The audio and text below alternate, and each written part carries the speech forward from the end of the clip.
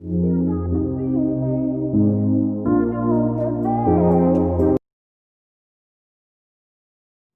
नमस्कार दोस्तों, स्वागत है आप सभी का आपके अपने YouTube चैनल एग्जाम टारगेट पर। आज हम लोग देखने वाले हैं सॉइल मैकेनिक्स का एक नया चैप्टर जिसका नाम है क्या, कंसोलिडेशन। तो कंसोलिडेशन हम पढ़ेंगे, सॉइल में कंसोलिडेशन किस प्रकार से होता है। अब देखिए किस प्रकार की सॉइल में कंसोलिडेशन होगा। अब कंसोलिडेशन पढ़ने से पहले हम देखेंगे कि सॉइल जो हमारी होगी वो क्या होनी चाहिए, कंप्रेसिबल होनी चाहिए, उसी में कंसोलिडेशन हो सकता है, न कि रिजिड टाइप की सॉइल में। जैसे मान लीजिए आपकी कोई पत्थर है तो पत्थर में कंसोलिडेशन नहीं हो सकता, केवल जिसमें कंप्रेसिबिलिटी होगी उसी में कंसोलिडेशन होगा। तो कंप्रेसिबिलिटी के आधार पर हम देखते हैं कि हमारा कंसोलिडेशन कितने प्रकार का होता है। तो ठीक है, सबसे पहला हमारा पॉइंट जो हो जाता है क्या है, कंप्रेसिबिलिटी। कंप्रेसिबिलिटी, अब कंप्रेसिबिलिटी के आधार पर हम तीन प्रकार में बांटते हैं किसको, कंसोलिडेशन को। तो सबसे पहले इसमें हमारे दो आते हैं कंप्रेसिबिलिटी के आधार पर। पहला हमारा जो होता है वो क्या होता है, कॉम्पैक्शन। कॉम्पैक्शन, कंप्रेसिबल सॉइल में हम कॉम्पैक्शन कर सकते हैं। और दूसरे तरीके का जो मतलब वॉल्यूम रिडक्शन होता है वो किसके रूप में होता है, वो होता है कंसोलिडेशन के रूप में। किसमें, कंसोलिडेशन। अब देखिए कॉम्पैक्शन जो है ये भी कंसोलिडेशन का ही एक रूप है, जिसको हम क्या बोल देते हैं, इसको बोल देते हैं हम इनिशियल सेटलमेंट। Initial settlement.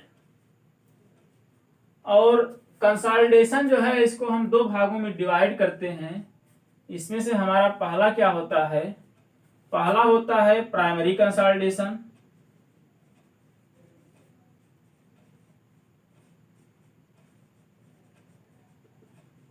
और दूसरा जो होता है वो क्या होता है, सेकेंडरी कंसोलिडेशन।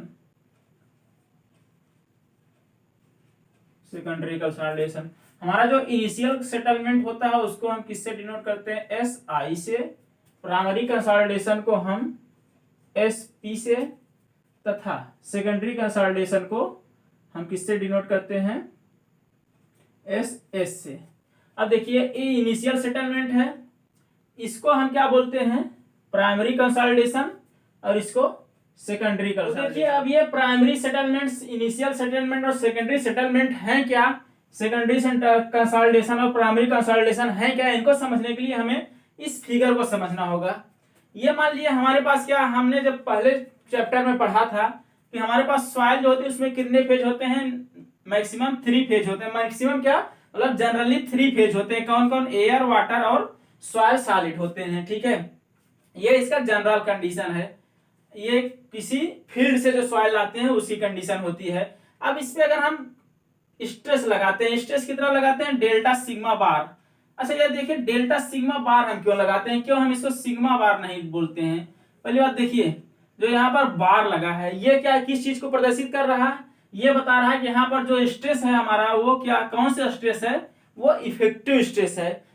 अब देखिए कोई हम इस पे स्ट्रेस लगाते हैं डेल्टा सिग्मा। अब ये डेल्टा सिग्मा क्यों लिख रहे हैं, क्योंकि मान लीजिए कोई भी सॉइल होगी, मान लीजिए हम कहां पर स्ट्रेस लगाएं, कंसोलिडेशन कहां ज्ञात करेंगे, जहां हम स्ट्रक्चर हमको बनाना होता है वहां पर कंसोलिडेशन पता करते हैं। तो वहां पर क्या होता है, अब ऐसा तो होता नहीं है कि हम पहली बार उसमें जिंदगी में लोड लगाने जा रहे हैं। हो सकता है कि उसमें पहले से भी कभी लोड लगा हो, या तो सॉइल का अपना खुद का भी वेट होता है। तो हम जितना स्ट्रक्चर के कारण जितना लोड बढ़ रहा है बस उसी को कंसीडर करते हैं, उसी को जो उसके कारण चेंजमेंट होता है उसी को हम डेल्टा सिग्मा से दर्शाते हैं। और ये इफेक्टिव स्ट्रेस होता है, इसीलिए डेल्टा सिग्मा बार लिखते हैं। ठीक है, ये चीजें आपको समझ में आ गई होंगी।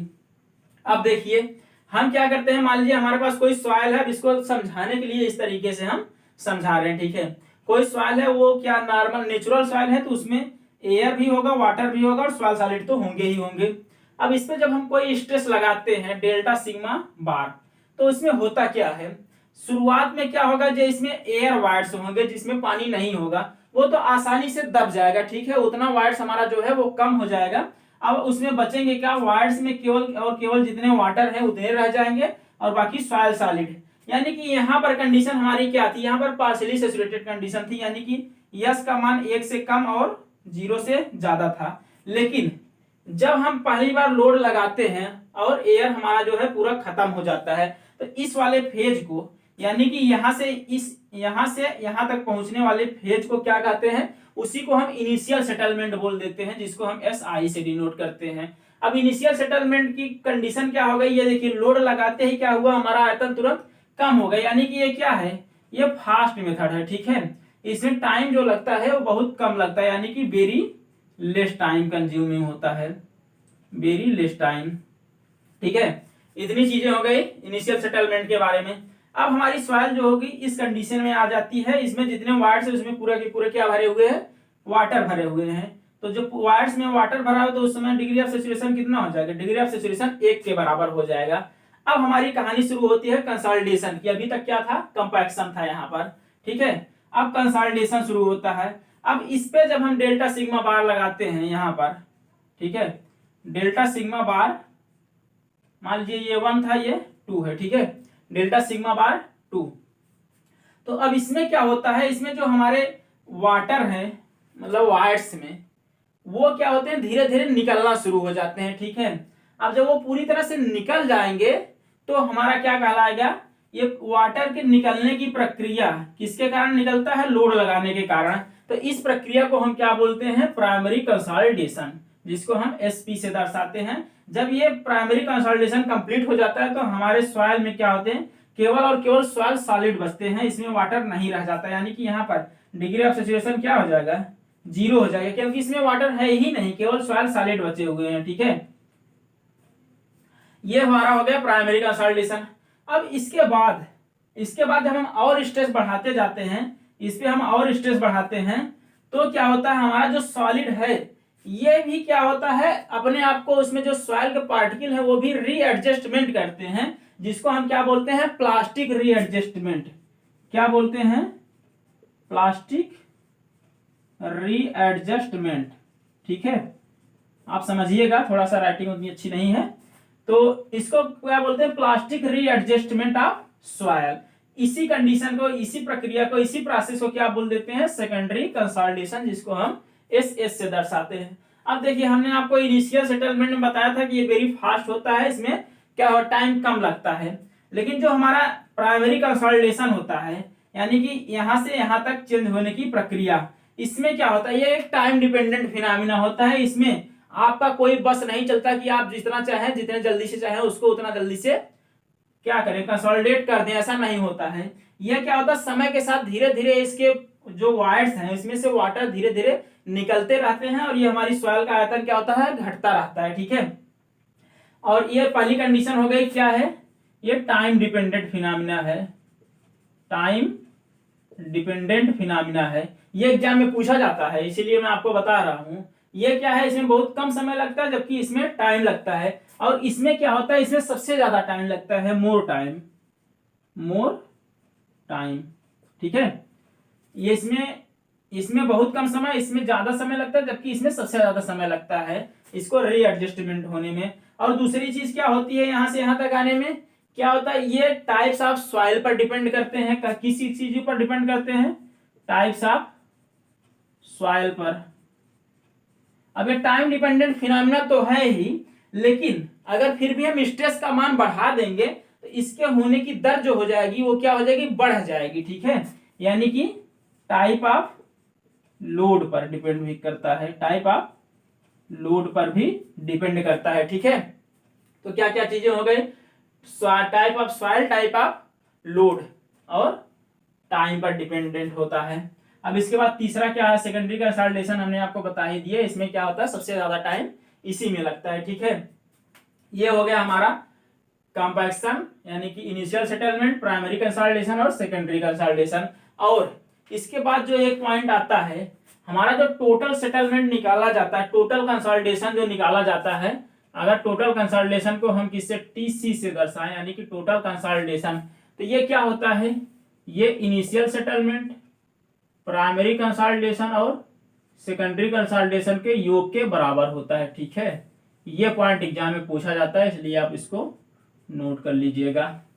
अब हम बात करते हैं क्या, इस कंसोलिडेशन के लिए क्या हो, जो हमको स्ट्रेस लगाना पड़ता है उस पे हम बात करेंगे, उसके आधार पर हमारी सॉइल कितने प्रकार की होती है।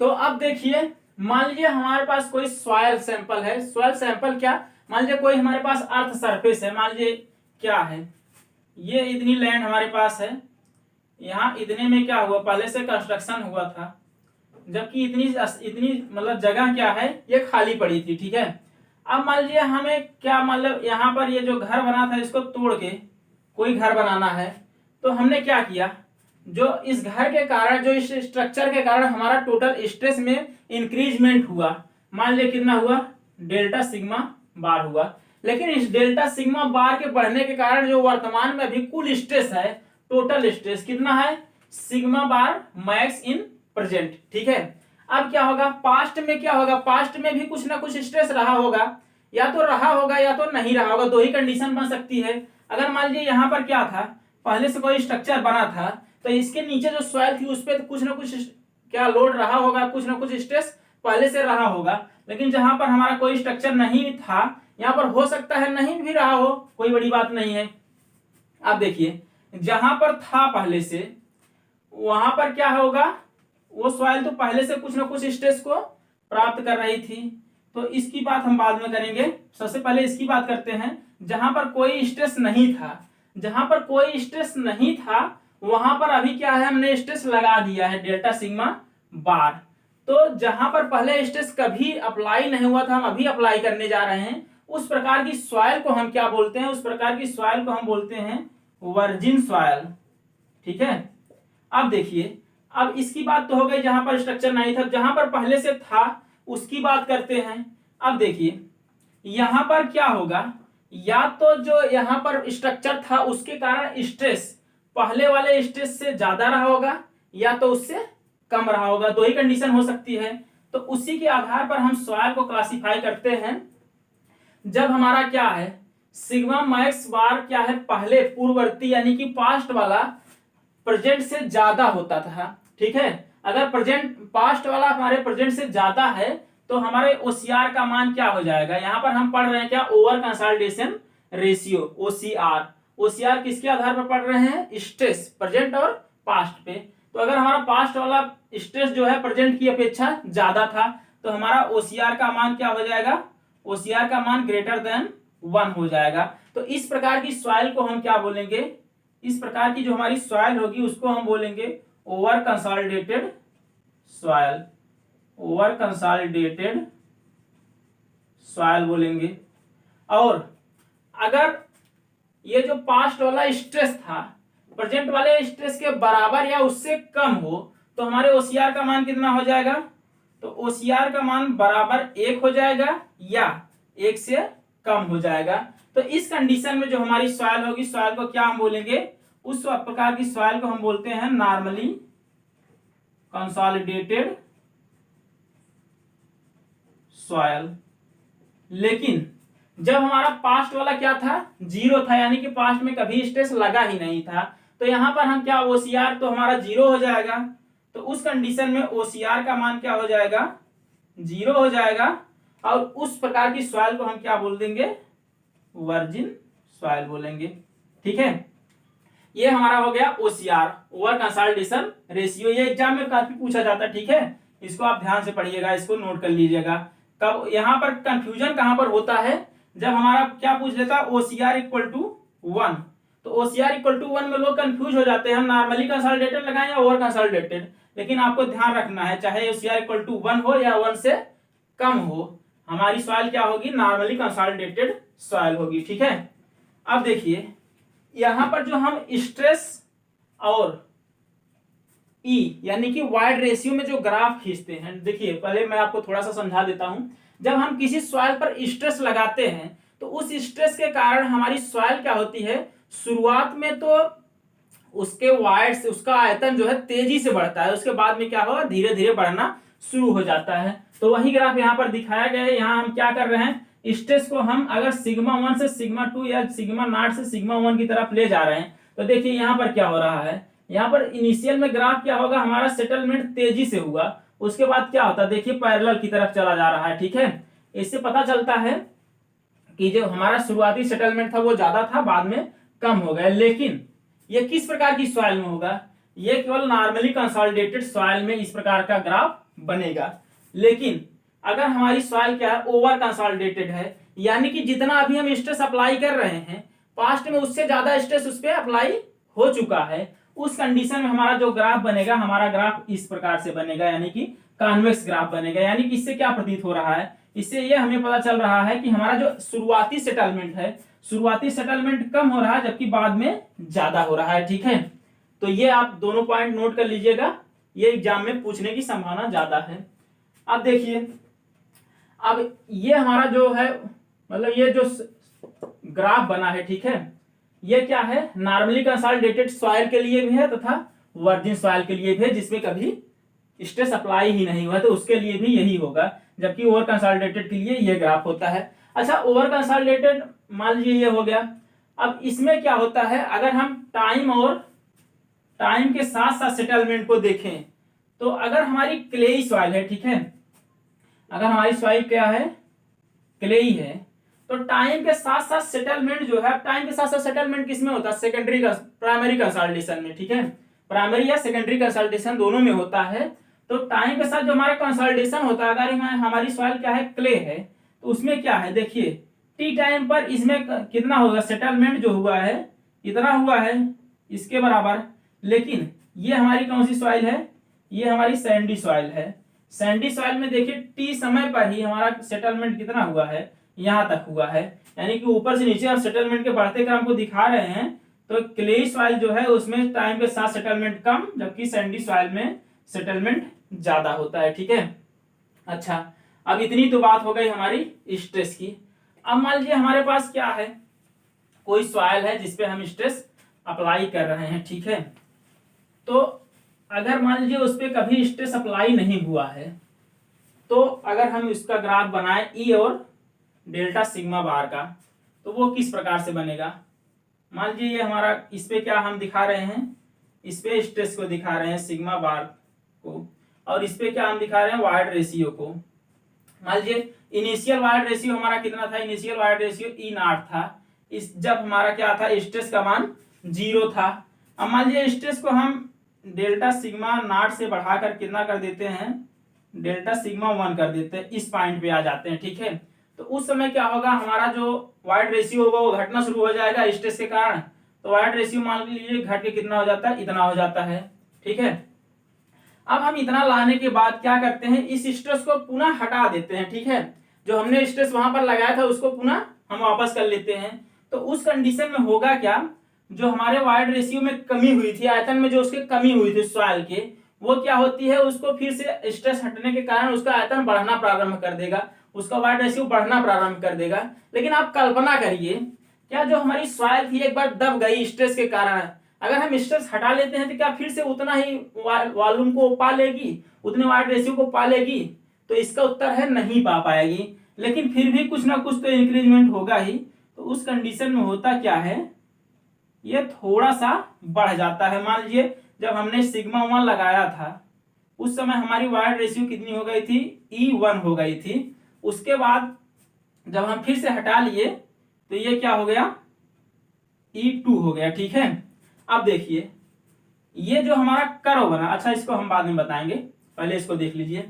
अब मान लीजिए यहां पर हमने छोड़ दिया, इसके बाद पुनः हम क्या करते हैं, स्ट्रेस अप्लाई करना शुरू कर देते हैं। अच्छा एक चीज यहां पर देखिए, ये हमारा कौन सा है, वर्जिन कर्व है। ठीक है, वर्जिन कर्व इसको हम क्यों बोलते हैं, देखिए इनिशियली का था, ये हम ऐसी सॉइल माने हैं जिसमें हम मानते हैं कि इसमें कोई स्ट्रेस अप्लाई हुआ ही नहीं था। तो इस पे जब हम पहली बार स्ट्रेस अप्लाई करते हैं तो वो हमारी सॉइल कौन सी होती है जिसपे पहली बार स्ट्रेस अप्लाई किया जाता है, वो वर्जिन सॉइल होती है। तथा वर्जिन सॉइल में जो कर्व बनेगा उसको हम क्या नाम देंगे, वर्जिन कर्व नाम देंगे। ठीक है, अब जब फिर स्ट्रेस को हम हटा लेते हैं तो क्या होती है, हमारी सॉइल यहां से पुनः यहां चली जाती है। तो ये क्या हो जाता है, इसमें एक्सपेंशन हो जाता है, एक्सपेंशन हो गया। अब पुनः अगर हम स्ट्रेस को अप्लाई करते हैं तो क्या होता है, पुनः अप्लाई करेंगे क्या होगा, यहां पर इतना स्ट्रेस है, 0 स्ट्रेस है। लेकिन यहां पर जितना स्ट्रेस है, स्ट्रेस हम अप्लाई कर रहे हैं, उससे पहले क्या था, स्ट्रेस इस पे अप्लाई हो चुका था, कहां तक, सिग्मा 1 तक। यानी कि जब हम सिग्मा नॉट से सिग्मा 1 तक स्ट्रेस को अप्लाई करेंगे तो उस समय हमारी सॉइल कैसी सॉइल होगी, ओवर कंसोलिडेटेड सॉइल होगी, यानी कि यहां से यहां तक हमारा मतलब स्ट्रेस जब तक आएगा तब तक हमारी सॉइल ओवर कंसोलिडेटेड सॉइल होगी, तथा ओवर कंसोलिडेटेड सॉइल का ग्राफ हमने आपको बताया था कि ऐसे बन रहा था, कॉन्वेक्स बन रहा था, इसलिए ये जो ग्राफ आता है दोबारा ये ऐसे करके आता है, ठीक है, ये ऊपर की तरफ उभरा हुआ होता है। अब जब हम यहां तक आ गए, सिग्मा 1 तक पुनः आ गए, इसके बाद हम और आगे बढ़ाते हैं, यानी कि सिग्मा 1 से डेल्टा सिग्मा 2 तक हम पहुंचते हैं। तो इससे जैसे ही आगे बढ़ता है हमारा कर्व फिर किधर क्या हो जाता है, नॉर्मली कंसोलिडेटेड कर्व फिर बनेगा, क्योंकि यहां तक पहले क्या सॉइल में स्ट्रेस सिग्मा 1 तक ही अप्लाई हुआ था, अब उससे भी ज्यादा करते हैं तो हमारा नॉर्मली कंसोलिडेटेड सॉइल हो जाएगी, और कर्व जो बनेगा वो कर्व कुछ इस प्रकार से बनेगा, यानी कि हमारा क्या दिखाता है, नॉर्मली कंसोलिडेटेड सॉइल को दिखाता है।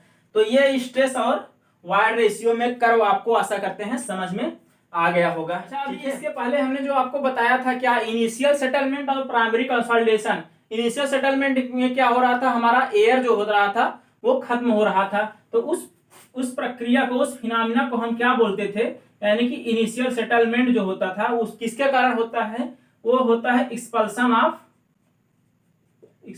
ऑफ एयर के कारण। जो उसमें से एयर निकलने के कारण हमारा आयतन घटता था उसको क्या बोलते हैं, एक्सपल्सन ऑफ एयर। ये डायरेक्ट इसी प्रकार से पूछ लिया जाता है एग्जाम में, ये थोड़ा सा छूट गया था इसलिए मैं आपको फिर से बता दे रहा हूं। और जो हमारा प्राइमरी कंसोलिडेशन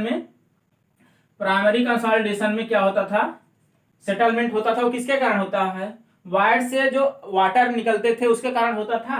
तो वायर से वाटर निकलने की प्रक्रिया को हम क्या बोलते हैं, एक्सपल्सन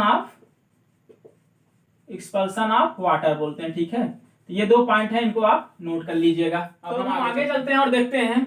देखिए हमारे पास मान लीजिए कोई सॉइल है, अब एक कैसी भी सॉइल हो सकती है, पार्शियली सैचुरेटेड, फुल्ली सैचुरेटेड, उससे मुझे नहीं पता है, ठीक है। ये कैसी भी सॉइल हो सकती है, इस पे हमने क्या किया, स्ट्रेस अप्लाई किया, डेल्टा सिग्मा बार स्ट्रेस अप्लाई किया। इसकी प्रॉपर्टी क्या थी, शुरुआत में जो इसका वाइड रेशियो था E0 था, इसकी हाइट टोटल थी क्या, कैपिटल H, इसका टोटल वॉल्यूम था कैपिटल V। लेकिन जब हमने इस पे स्ट्रेस अप्लाई किया, कितना, डेल्टा सिग्मा बार स्ट्रेस अप्लाई किया, तो इसका जो वॉल्यूम होता है वो घट के कितना हो गया, V डैश। अब ये V डैश कितना भी है उससे मतलब नहीं है। उसके बाद जिसका जो इसकी हाइट है वो क्या हो जाती है, H डैश, और जो इसका वाइड रेशियो हो जाता है वो E हो जाता है। इन सबों से मतलब नहीं, मतलब हमें किससे है, मतलब इससे है कि हाइट, हमारे हाइट में परिवर्तन कितना वो हुआ, डेल्टा H, ठीक है। डेल्टा H वो होगा क्या, capital H minus capital H dash, यही तो होगा डेल्टा H। तो बस अभी आप इतना देखिए। उसके बाद जो वॉल्यूम में चेंज होता है डेल्टा V होता है, और जो हमारे वाइड रेशियो में चेंज होता है वो डेल्टा E होता है, ठीक है। तो इन तीनों में एक रिलेशन बनता है, उस रिलेशन को मैं आपको बताने की कोशिश कर रहा हूं। इसमें रिलेशन क्या बनता है, जितना चेंज हुआ है इस स्ट्रेस के कारण, ठीक है, डेल्टा H हाइट में अपान टोटल हाइट, ठीक है, ये बराबर किसके होगा, टोटल वॉल्यूम अपान इनिशियल वॉल्यूम के, यानी कि टोटल वॉल्यूम नहीं, सॉरी, चेंज इन वॉल्यूम, यानी कि डेल्टा V अपान कैपिटल V, ये बराबर किसके होगा, डेल्टा E अपान 1 प्लस E0 को। इसको मैं आपको कहूंगा कि ये जो रिलेशन है इसको आप हमेशा हमेशा के लिए क्या करिए, याद कर लीजिए, ये आपके बहुत सारे काम आने वाला है, ठीक है। इसी के आधार पर हम कुछ कोफिशिएंट पढ़ेंगे। कोफिशिएंट क्या क्या है, उसमें हमारा पहला कोफिशिएंट जो आ जाता है वो क्या है, वो है coefficient of compressibility. Coefficient of compressibility, इसको किससे दर्शाते हैं, इसको हम स्मॉल ab से दर्शाते हैं, ठीक है, कोफिशिएंट ऑफ कंप्रेसिबिलिटी। अब ये होता क्या है, मान लीजिए कोई हमारे पास सॉइल थी, उस पर हमने स्ट्रेस अप्लाई किया, तो उसका ग्राफ कैसे बनता है, उसका ग्राफ यहाँ मान लीजिए क्या है, यहाँ सिग्मा 1 है, यहाँ सिग्मा 2 है, और यहाँ वाइड रेशियो क्या है, E1 है, यहाँ E2 है, ठीक है।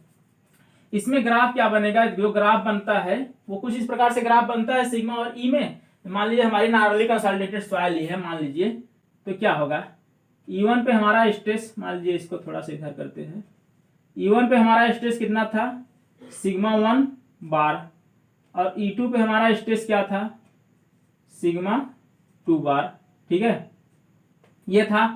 तो जो हमारा AB होता है, AB क्या होता है, AB बराबर होता है डेल्टा E, यानी कि डेल्टा E का क्या मतलब हुआ, E1 माइनस E2 अपान सिग्मा 1 माइनस सिग्मा 2। देखिए ई हमारा ज्यादा था, यहां से दिख रहा है, और E2 कम है।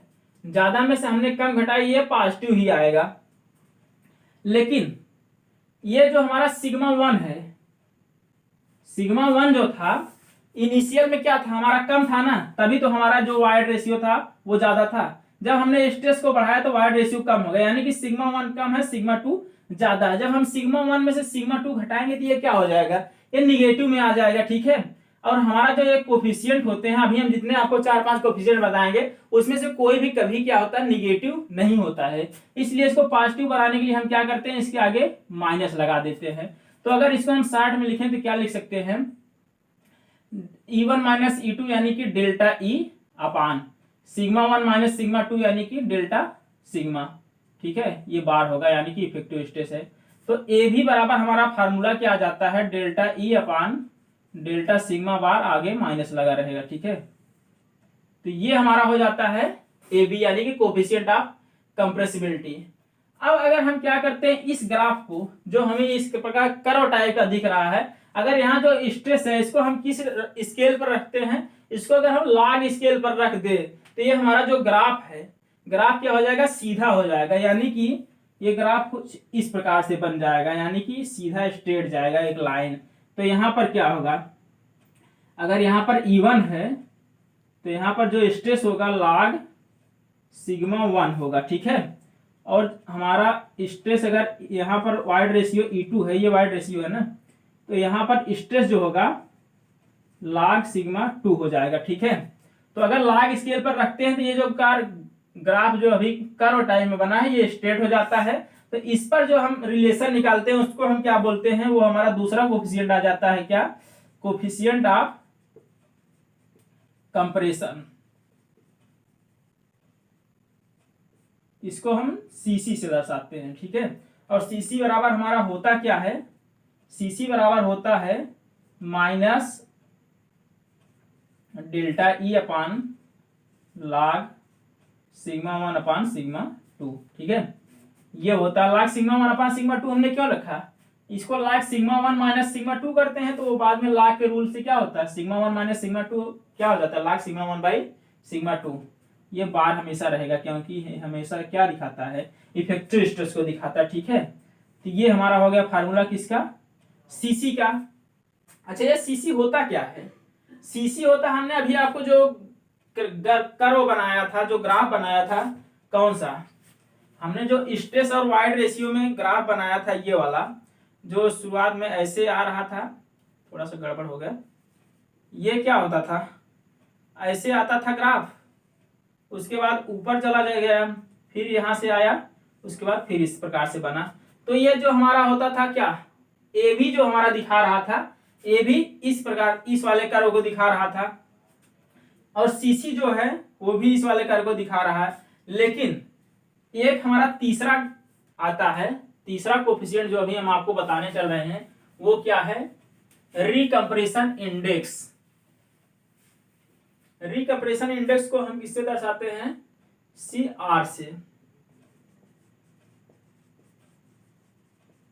रिकम्प्रेशन इंडेक्स को हम CR से दर्शाते हैं।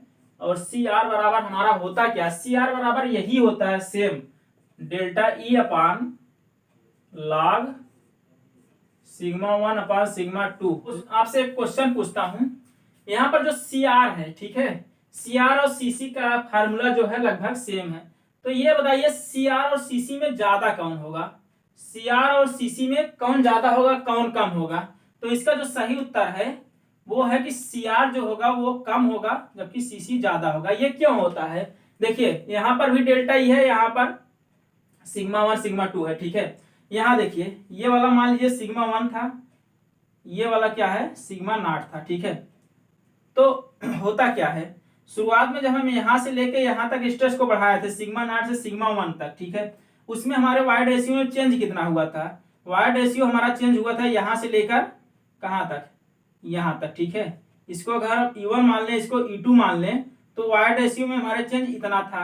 तो ये क्या था, वाइड रेशियो अपान सिग्मा 1 माइनस सिग्मा 1 अपान सिग्मा 2 था, ठीक है, ये CC था। लेकिन सी आर क्या होता है, जब हम स्ट्रेस को यहाँ से हटा देते हैं तो क्या होता है, हमारा कर्व यहाँ तक जाता है, फिर स्ट्रेस को अप्लाई करते हैं तो कर्व यहाँ से घूम के यहाँ तक जाता है।